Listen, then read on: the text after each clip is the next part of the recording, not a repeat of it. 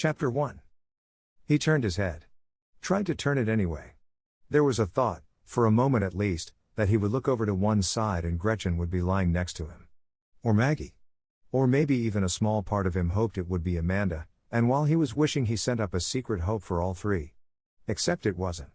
Because the moment he moved his head, someone hit him with a bat. "Ow," he groaned. "Ow," the woman next to him screamed. He put one hand over the ear next to her and stopped trying to move his head. Movement hurt. Light hurt. The woman groaning in hungover agony next to him hurt. Like ice picks through his eardrums. "Ow," she said again and shifted. Which sent the room on a slightly off-kilter spin. Jake put his other hand against the headboard, which stopped the whirling motion of the world around him. It didn't help with the various instruments of torture assaulting every sense. Light. Sound. Taste. Touch. He smacked a thick sandpaper tongue against the roof of his mouth and managed to nod his head in the direction of his companion. She was a stranger. Auburn hair, piled in a rat's nest of curls and strands on his white pillowcase. No Maggie. No Gretchen. "Hey," he whispered, more to keep from hurting his own head than hers. "Coffee," she muttered through lips mashed into the pillow. Damn it, he shushed. He was going to ask her to get him a cup if she wanted some. Somewhere in the back of his mind, a name tried to swim toward the surface. All right, he decided. He knew her. He edged off the side of the bed and put a foot on the hardwood floor. When the tilt on the floor leveled out, he decided the other could join it without too much fuss and pushed himself up with an elbow. Sat frozen in the vortex for a moment until the room settled down and he could finally open the other eye. He wondered where his pants were. Tried to glance at the woman under the sheet, but that was a little too much for his head and the ice pick started up again. Temples. Eyes. Maybe even his jaw, and he wondered how they got so sore. Jake blinked away the pain, let it settle into familiar places like old friends and stood up, still holding the headboard. Yep, he was naked. So was she. He bet they had a good time. Or a time at least. He couldn't remember, and from the sound of it, neither would she. Ever the optimist, he decided to chalk one up in the laid column, even if he didn't quite recall the name, her deed or how he got home last night. The optimism lasted until he reached the stairs where there was a brief debate to return to bed and wait until he could manage them more efficiently. Yet, coffee beckoned.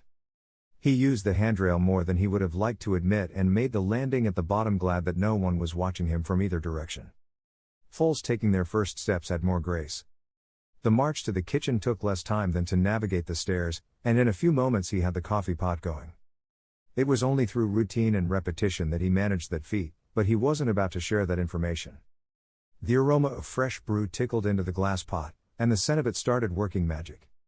He let it drip long enough to fill half a mug, then poured a cup for himself and sat at the table to watch the rest of the pot fill up. The coffee made the difference. It would. He knew it from long experience, and many nights like the one before. Coffee. Grease. Hot shower. Those were the keys to a quick recovery. He heard footsteps on the stairs and looked up. Eden leaned against the doorframe, called by the siren song of the nectar of the gods. "Oh God," she moaned. Jake slid his cup across the table toward her and retrieved another one for himself. She wore the sheet wrapped around her like a bath towel, edges trailing across the hardwoods.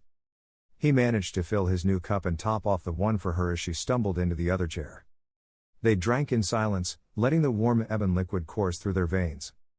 "Last night," she smacked past a swallow. "Do you do that often?"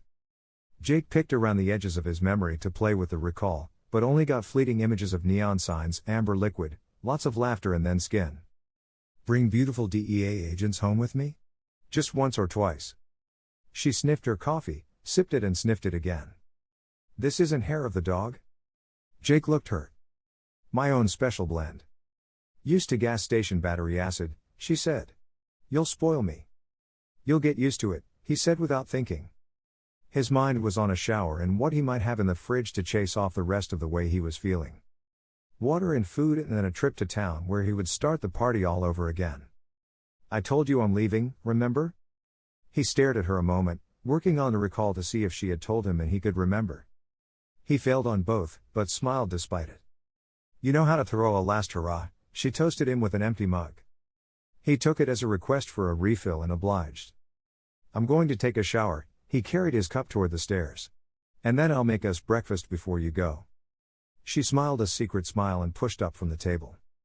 "I'll wash your back," she said and followed him. Jake only briefly wondered if he could manage the stairs with a little more grace. Then he tackled them. What did you think of Shot of Revenge? Grab Pint of Problems and Fifth of Trouble now, the first 2 books in the series on Amazon.